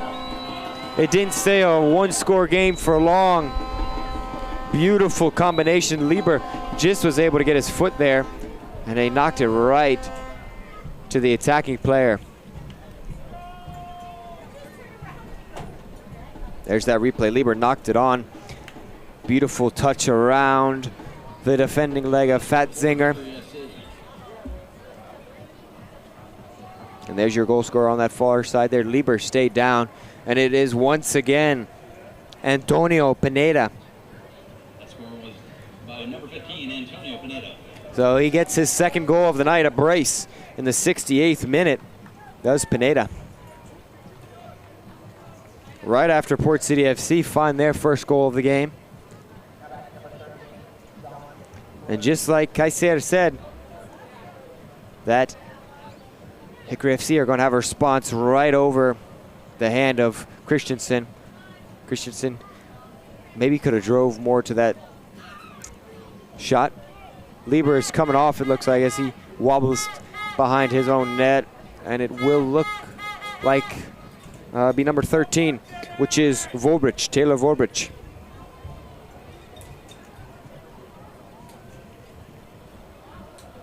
So is that the goal that really puts this game to bed? If it was not but 3 minutes ago, before Aiden Payne scored that goal, I would say yes, but there's still life for Port City, but I think Hickory FC have really taken this game now by the scruff of the neck. It's some substitutions happening now. I mentioned Vorbrich is coming on. And entering the match right now for Port City, number 13, Taylor Vorbrich. So it's also number 44 for Hickory FC coming off.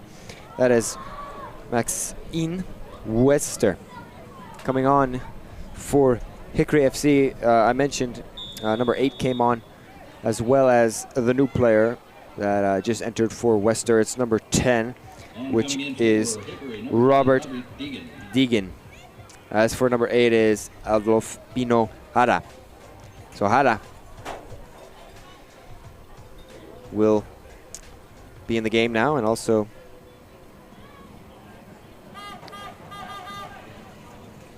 the substitute for Wester.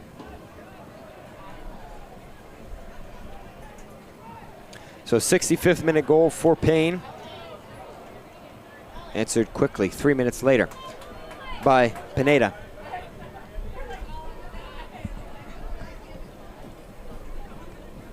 Oh, Avial says Hickory's response was fast, and it was. And Kaiser says 2 more goals or they won't celebrate, so that is what they expect. We'll see what happens here as we're in the 71st minute now at Legion Stadium here in Wilmington, North Carolina. It's been a great afternoon And don't forget, I mentioned there's either been 3 or 5 goals in Port City games, FC games this season. We're at 4 right now, so we may be in for another goal. So don't tune away just yet. Offsides was O'Mahony there.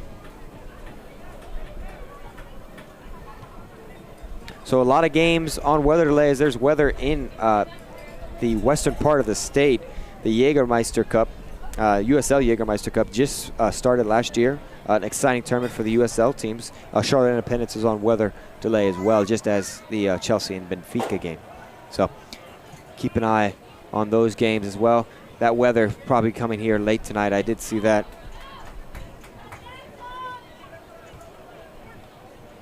There's Rivera finding Hamid. A big touch for Hamid to run on to. Minisi was not interested in chasing after that one. Here's Minisi, though, chasing after Dihan.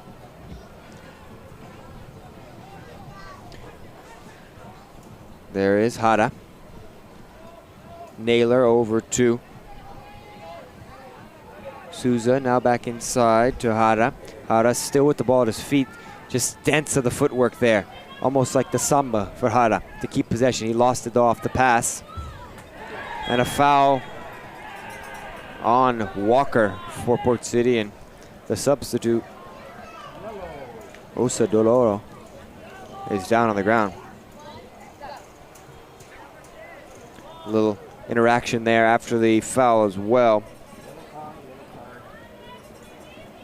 Ladies and gentlemen, we do have the last call for alcohol at the 75th minute, so if you want a beer, better get it before the 75th minute. Osa Doloro still down. He gets up now and with a smile on his face. So looks like he'll be continuing in this game. That's good to see. The ref has been challenged today. Lots of challenging calls. Linesmen have made a lot of offsides calls, and we see the comments. And Reston Wu, we see the Jägermeister comment. That's a fun word to say. I really enjoy saying Jägermeister. I don't know about everybody else, but what a sponsor, though, for the USL Jägermeister Cup. That is just, I mean, I don't know how you get a sponsor like that, but what a sponsor.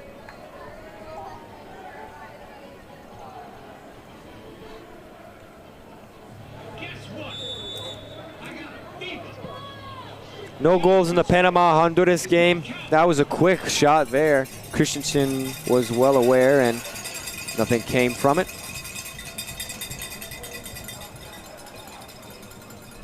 And there's that baseball game I mentioned. Wilmington Sharks versus the Savannah Bananas jerseys. I'm not sure who they're actually playing. It's the Coastal Plains League here in Wilmington. Good, decent crowd, maybe a little lighter as it's so hot today. But back here at Legion Stadium, Pete almost mauled there by his head by Correa. And he gets a foul. Pete, we've seen him sub in a lot of games, but he got the start tonight, and it's been a tough night as Hickory's been so good this season. And not even that, just tonight as well. So here is Wanche. Wanche, long ball, great clearance right to his teammate. And there it's not just a clearance, that's a counterattack. That was offsides, though. And that one was pretty clear in my eyes. And there he was offside. So we'll see, I think, 2 more changes for Hickory FC as well, next stoppage. And VAR, we don't have VAR.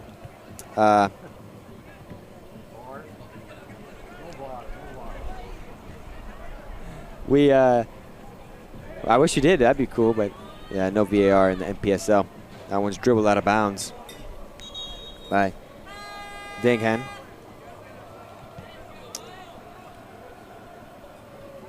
So we'll see those subs.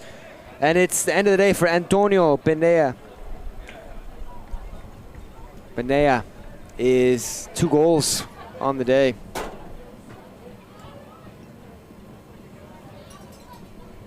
And he takes his farewell. Entering the match now for Hickory.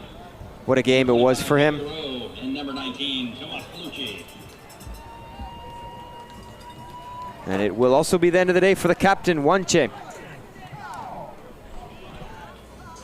So entering the match It will be, I'll get you in a second.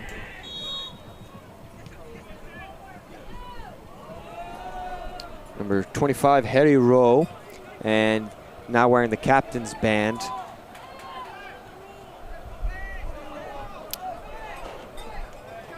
It will be, struggle seeing the numbers sometimes with the dark numbers. And it's going to be, let's see, he hasn't turned around to us yet, so we'll get there eventually. But Rowe's got a throw in for Hickory FC. Very happy birthday to our very own number 18, Max Menenke. He is 20 years old today, ladies and gentlemen. Max Menenke's birthday, just heard on the speakers here at the stadium. Number 18 on Port City FC. We haven't seen him today. He's turning 20. That just shows you the youth in the league, a lot of room to grow for these players. So it's number 19. It is Lucas Polaci. I think I said that right. And he is on the field now, wearing the captain's armband for Hickory FC. Here is Munoz. There is Polaci, and he gets the foul. And we have Rip Pele, so have to investigate what that means from Tank Limas. Also, let's get free three, says protect John at all costs. So protecting John, that's the MO there. And also number 66 on the field for Daniel Almeida for Hickory FC. And Max Ferrari knows Harry, so Harry Rowe on the field for Max Ferrari. A little connection there. And Tank Limas says it's also a Hickory FC player birthday. If you'd let us know, we can try and get that onto the PA here and make them feel like they're well recognized. So, Tank Limas, we're here for you. Leon says, let's go Jack.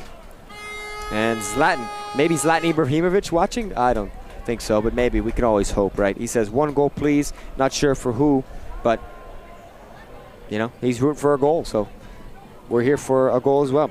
And also, Tank Limas, let us know who that birthday is. We'll get it on the PA here. Almeida, once again on the field. Correa now for Hickory FC. It's 3-1 in favor of Hickory in the 79th minute.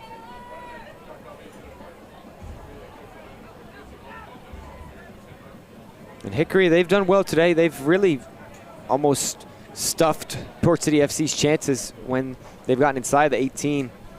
It's only been a couple of chances and shots outside the 18 except for that early chance. 2 minutes into the game on the 6-yard box. Then Miklowski's decided to stay on his line off the underside of the bar for Port City. A mad scramble after that, but they got a goal about 30 yards away from Aiden Payne. But quick answer from Hickory FC to make it 3-1. Thank you, Tank Limas, for that answer of Wanche birthday. So, number 42, the captain for Hickory FC. It's his birthday as well, so a shout out to him. I'll see if we can't get that over to the PA announcer here at Port City FC in Legion Stadium. There is Souza. Connects with Correa. I was looking for Polache. Didn't find. Thank you, Melissa O'Brien, as well. That's not 42. Oh, it's a different number. Okay. Thanks for that correction.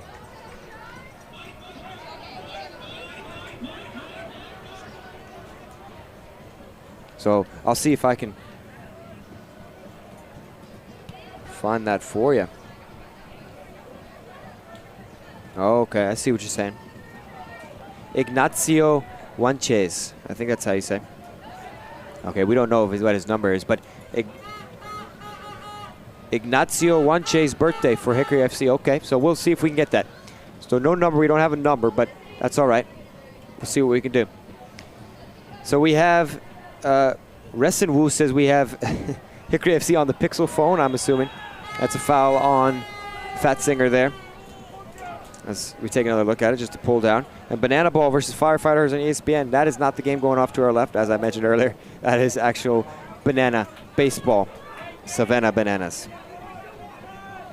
Charlotte FC back started, or is going to start at 8:30. So that's good news there, and that's probably the same thing that is for the Club World Cup game. Here is a chance for Hickory FC right into the midst of Christensen. Shot by number 10, Dylan. Oh, and Melissa O'Brien says he's not dressed today. Well, we'd like to give him a shout out anyway, so we do appreciate all the help there in the comments, us figuring that one out. Manisi with a little contact to Dighan there. Maybe a little drama class there from Dighan. But nothing called there from the referee. Here's Correa finding out why, trying to get over to Souza. Souza with the goal as well. He went around the corner flag. That's neat from Souza. And he gets his team a corner kick as well.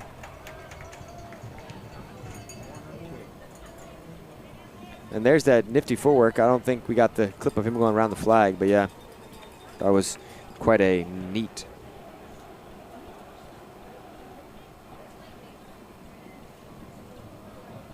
So Max Ferrari says the dad of Ignacio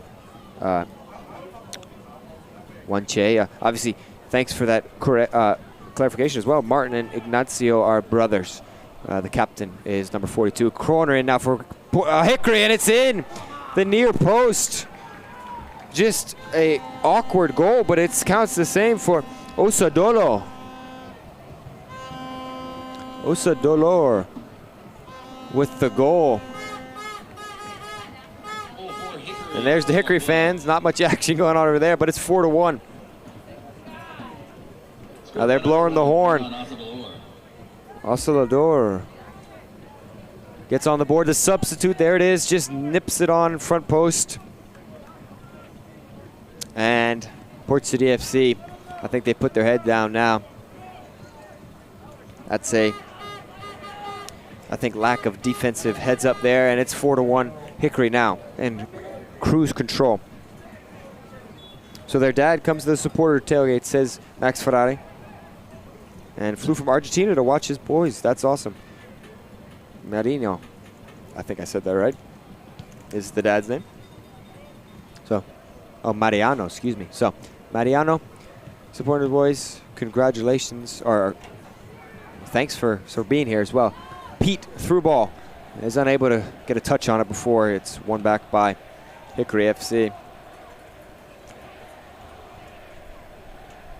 So we'll see if we can't get a shout out to Ignacio Wanche, the brother of the captain Martin Wanche. Number 28, that also does help as well. So, big challenge there from Naylor, but a clean one, says the referee on Aiden Payne. And I said there would be another goal, and we did. That's the 5th goal of the game.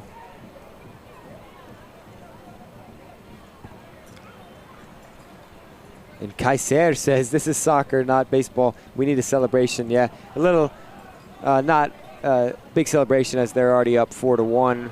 Big challenge in from Fatzinger. He took a big touch, and he got his team a throw in as well. Rivera now for Port City.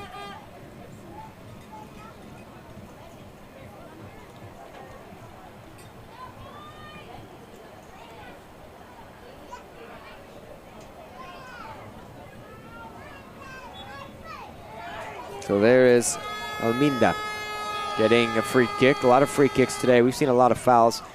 And Port City FC, they've got a high mountain to climb, not only in this game, but in terms of the standings. Their last game coming at Greenville, they beat them 2-1 here a week ago. They were up 2-0 in that game before giving up a late goal. And not only that, it was a good game from Port City FC, but if Appalachian do win tonight, it's going to be tough because they're going to get a loss from Appalachian in the last match day to get that second position. So Port City FC may look like their bet is made in terms of what position they're going to be. They also need to be careful. Charlottetown Hops right behind them. They've played 9 games and 13 points, but you definitely don't want to have to travel to Hickory. That would definitely be the worst case scenario. Hickory, a very good team as we see tonight. Appalachian tough though as well. They lost at Appalachian 4-1, did Port City FC in the first game as I mentioned earlier. Hamid trips there, gets a free kick. And it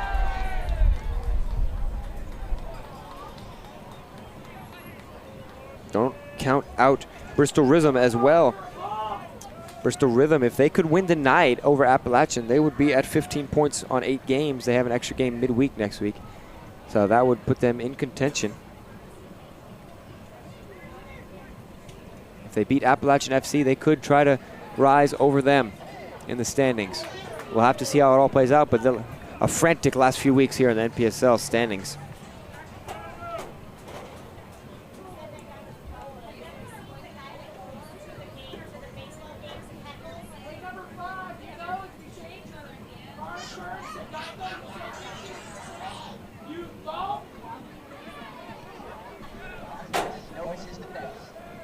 So closing in on the 90th minute, we're in the 88th right now.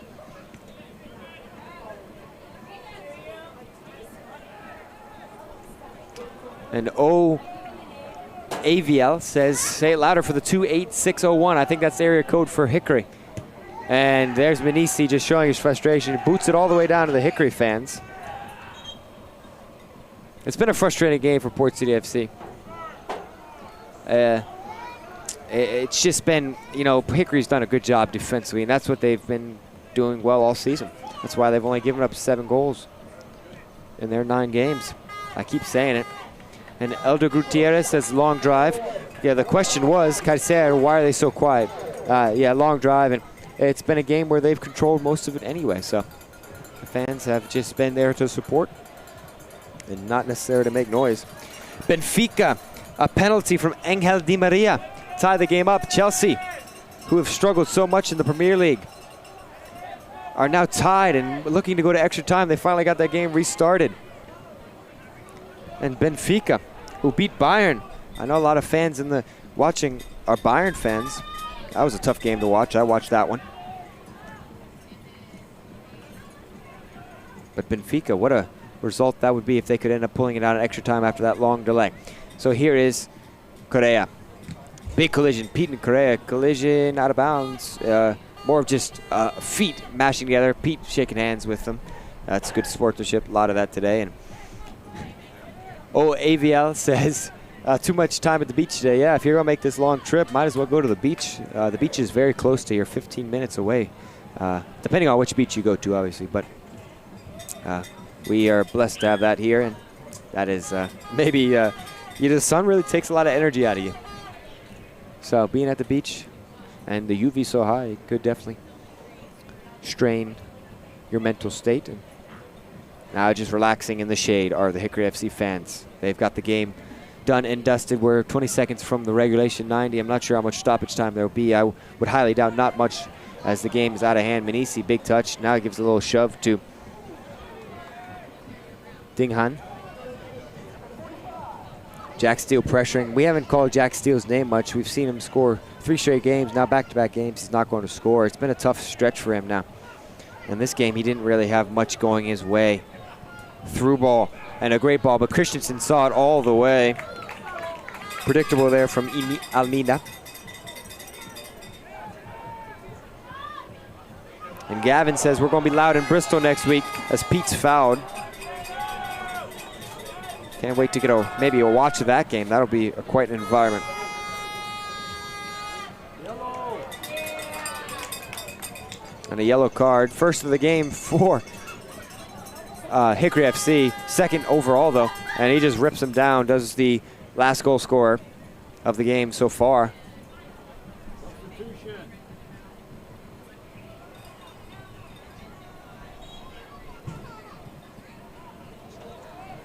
Entering the pitch for Port City Football Club, number 6, Maddox Kelly.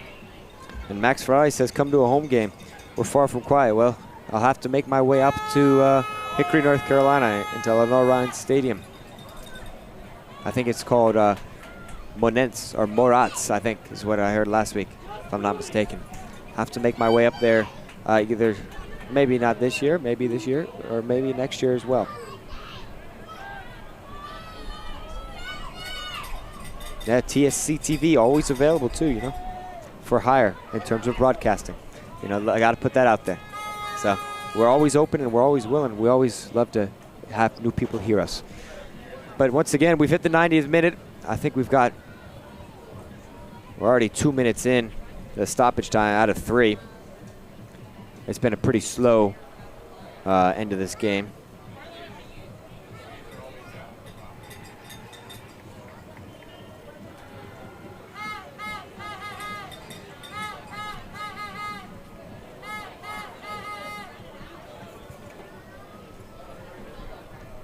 Steal on the back of Correa. Correa gets it over to Dinghan. Dinghan taking on Steele. And just a burst of speed from the substitute. Back post. Oh, and he just wasn't able to connect. What a great chance that was from Polachi. And Panama have scored as well against Honduras. They lead 1-0. Moretz, yep, that's the name of the stadium. Thank you, Rezenwu, excuse me, for that. And did we say the birthday yet? I don't think we have. I think we can mention at the end of the game here. And speaking of the end of it, there's the 3 blows of the whistle. Not the result Port City FC we're looking for, but Hickory FC. They stay perfect in NPSL play so far. 9 wins, 9 games played. It's 4-1. We'll highlight the game here in a second. But what a finish to the game for Hickory FC. They got the goals they deserve, or they got the goals that they wanted. Tonight for this final regulation home game for the Port City Football Club Fighting Gulls. And Gavin says, don't take my job from me, I just started. We'll try not to, Gavin. But I'm sure you're doing a great job out there. We'll try and catch a listen if the next home game. So 4-1 is the final score. And we'll take a look here at some of the highlights for Port City FC. It started early with a chance, but we won't take a look at that as we'll get right to the goals. This is not a minute and a half after Port City FC hit the underside of the bar. Antonio Pineda gets his first of the game early on in the 4th minute. Then, not but 6 minutes later, the Leo Souza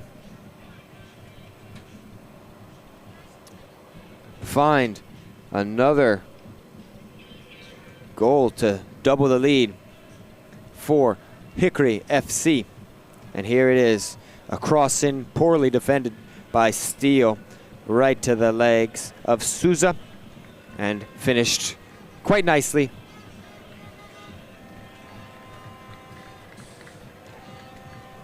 Then that took us to halftime. 2-0 was the score. Hickory FC, well, they were dominating the game. Port City FC, though, with an absolute stunner from Aiden Payne. An absolute golazo. 30 yards out, top left corner from his angle. It doesn't get any better than that for Payne. That's going on his highlight reel for sure. That made it 2-1, and we thought maybe it would be a game. But Hickory, they put that to bed, and they doubled their lead once more. Not but a minute later, Lieber trying to play some defense. Fatzinger covering, touched over. And Pineda just sealed the deal for. And it was 3-1. After that, though, some cushion for Hickory FC. And it was the substitute, John Osadolor. He just flicks it on near post. 3 defenders from Port City there. They don't do anything, though. That'll be looked at for sure, defensively. But that's the goals that we saw today. A great game. Thanks for tuning in with us today on Port City FC YouTube and TSC TV YouTube. I've been Zachary Butcher along with you for the ride. It's the regular season finale for Port City FC men's. We might not see them back at home, so if you've been with us the whole season, we thank you for listening. It's been a pleasure, and hope to see you again next year. As for the women's side, Port City FC women's undefeated. They've only got one draw. We might see them again here at Legion Stadium. If so, tune in for us. Thank you for tuning in. Also, don't forget to like, subscribe, and stick with us here. As for all, we'll send you with the sponsors for Port City FC. That's all for us folks today. For next time, I'm Zachary Buttright. Farewell.